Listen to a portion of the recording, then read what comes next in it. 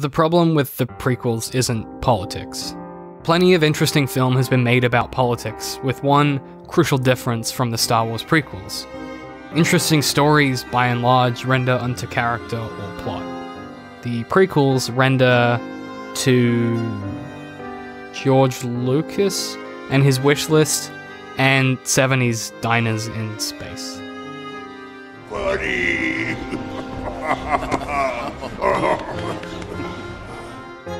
To try and explain the complex and systematic problems with the prequels and why they aren't all bad, I want to start by looking at The Phantom Menace. Welcome to my 3-part series where we try to learn something about screenwriting from the Star Wars prequels.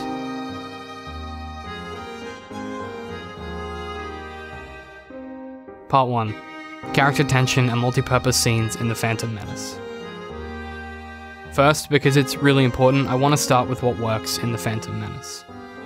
The mostly practical sets rendered a level of realistic detail and world building that holds up today in a lot of sequences.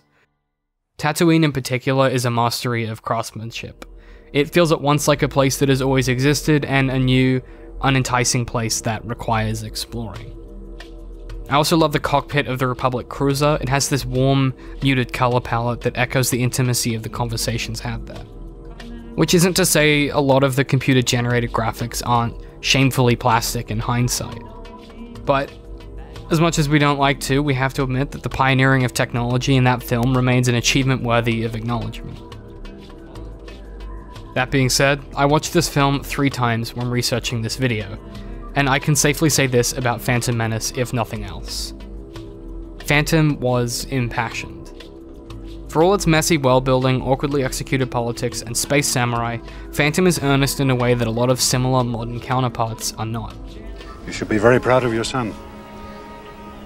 He gives without any thought of reward. Well, he knows nothing of greed. He has special powers. Yes. He can see things before they happen. That's why he appears to have such quick reflexes. It's a Jedi trait. He deserves better than a slave's life. Can I get a Marvel quip here, please? Look, I just need to know, because the city is flying. Okay, look, the city is flying. We're fighting an army of robots. And I have a bow and arrow. None of this makes sense. At the very least, if Phantom is a train wreck, Lucas wanted it to be a beautiful one that he believed in. And he believed in it so much. Maybe too much. I know this is gonna work. I know it's gonna work because it's impossible. Jar Jar is a key to all this. CGI and Jar Jar aside, the main problem with Phantom is that its characters don't behave like actual people. Granted, I don't know how space samurai speak, nor am I an expert on Gungan grammar, but people are people. They talk like people and they react like people. In Phantom, every conversation feels oddly like the characters have never spoken to another human being before. And this is largely for 2 reasons. The dialogue is wooden and the direction is beyond stale. A little too warm for my taste. Let's look at this scene where Anakin finally broaches a subject he's been wondering about since meeting Qui-Gon. It's supposed to be the culmination of a bunch of tension and intrigue, but it's just nothing. You're a Jedi Knight, aren't you? What makes you think that? I saw your laser sword. Only Jedis carry that kind of weapon. Perhaps I killed a Jedi and took it from him. This is the first part of the scene, and it's really odd. It doesn't really feel like it belongs to the rest of the film because Qui-Gon is suddenly more pensive than he usually is. He's a thoughtful, wise character, but he spends way too long on this kind of weird sit, lean back, smile thing. And they even put that in the script where it reads, Qui-Gon leans back and slowly smiles. It's an odd reaction. In a scene where Qui-Gon is cautiously testing the boy, this kind of smugness at once makes Qui-Gon unlikable, inscrutable, and also drains the moment of its dramatic irony because we already know Qui-Gon is a Jedi Knight. So the tension should be found in how Qui-Gon will react to Anakin's questioning. Him smiling here lets us know there's not going to be any consequence for this interaction, because thus far Qui-Gon has not shown any signs of being villainous or dangerous or even rude. So I don't really understand the point of this scene. I don't think so. No one can kill a Jedi. Further on, when Anakin then says, "I don't think so," for some reason, the script calls for him to hedge this line. Which is a shame because the show could have been interesting. He could have said, "No one can kill a Jedi." It's a good retort, and if he said it immediately, you'd suddenly realize that the kid is quite insightful. Instead, his response drains the scene of whatever conflict it might have had left. I don't think so. No one can kill a Jedi. I wish that was so. I had a dream I was a Jedi. I came back here and freed all the slaves. Have you come to free us? No, I'm afraid not. I think you have. Why else would you be here? And again, to close out the interaction, the hedging is the final nail in the coffin. Instead of being a slow, interesting scene where two characters slowly feel each other out and Anakin decides how he feels about Qui-Gon being a Jedi, it just isn't anything. The lack of tension in the script, the wooden acting, and the strange camera work lends to a dull and uninteresting exchange where we learn information we already knew in a stale, unmoving, single room. This scene is only a microcosm of what makes the film so hard to watch. Almost every single interaction plays out like this, where basic script revision would fix a lot of these stumbling, dull hedging lines that preface so much of the film's potentially dramatic moments. If you're writing a screenplay, a good rule of thumb is to give your characters opinions. It's what makes them interesting. This scene fails because neither character has a particularly strong opinion about what they're talking about. A shorthand for this problem that I always point to is Senator Palpatine's super obvious suggestion to Senator Amidala that she should call for a vote of no confidence in the current Supreme Chancellor. Our best choice would be to push for the election of a stronger Supreme Chancellor, one who could control the bureaucrats and give us justice. You could call for a vote of no confidence in Chancellor Valorum. It's not just an overbearing and obvious and boring scene, it's obnoxious to the point where you have to wonder how Palpatine has got anywhere in politics. So, with characters that don't talk like people and have not much to say, we come to the real crux of Phantom's problem. Character conflict. Before we get to the meat of this video though, and there's a lot of it, let's lay out what makes a scene interesting before we break down why Star Wars The Phantom Menace can't seem to nail down a single interesting moment. As David Corbett points out, character is not created in isolation or repose. It's forged through interaction with others in the world.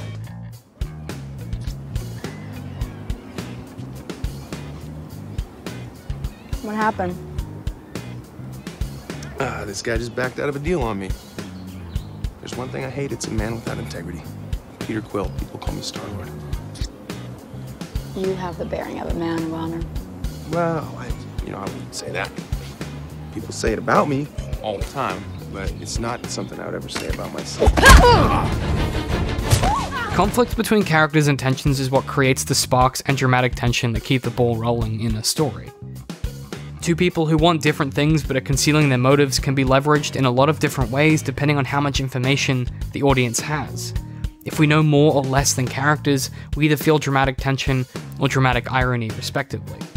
Dramatic tension is created when we, the audience, don't know as much as some of the characters in the story, so we're shocked when we find out that it was the good guy's partner who was the bad guy the whole time.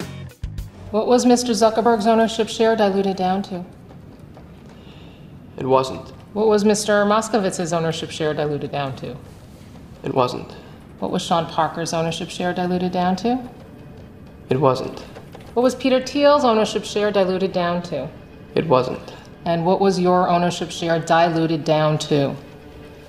0.03%. Dramatic irony is created when we, the audience, know more than the characters, so we yell at the screen for the good guy not to go into the haunted house.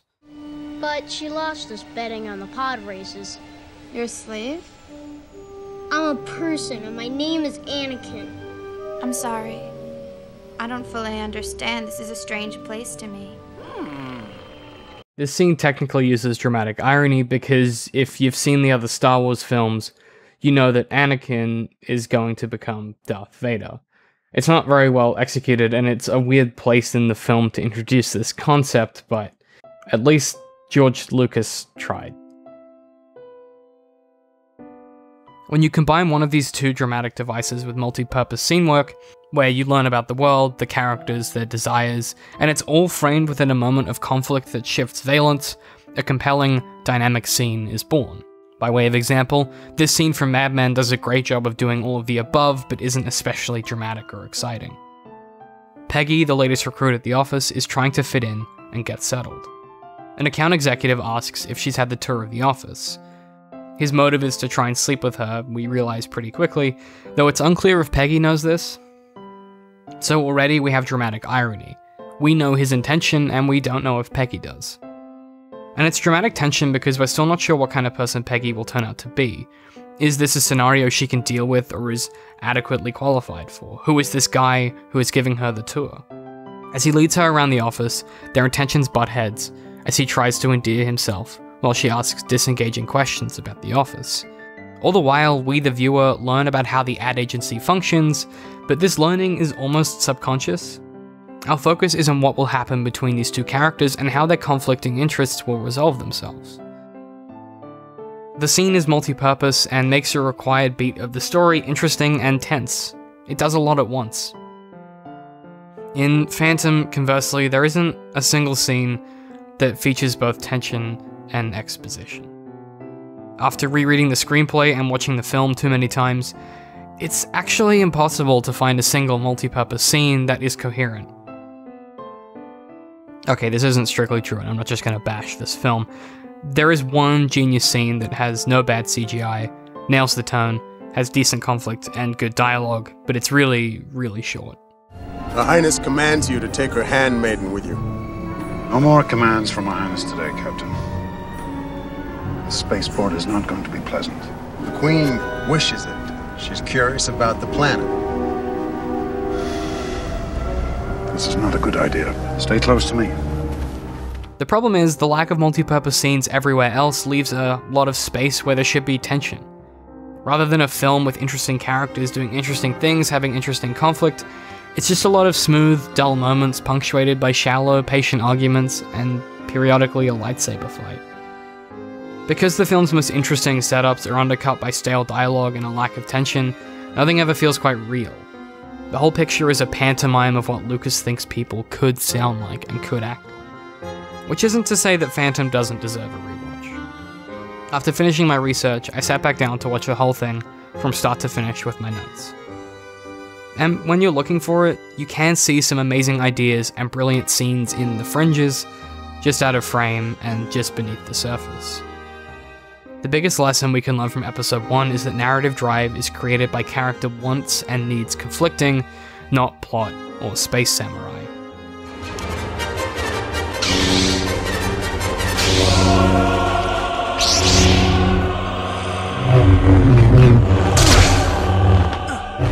The antagonist is me, David McNeil. This is the first part of a 3-part video series where I tackle the prequels one by one, so check back in for part 2 soon. We'll be tackling Attack of the Clones. We are edited and produced by Digital and Creative Media Works. Head to patreon.com/DCMworks to support us, or dcm.works to find out other podcasts, videos, and series.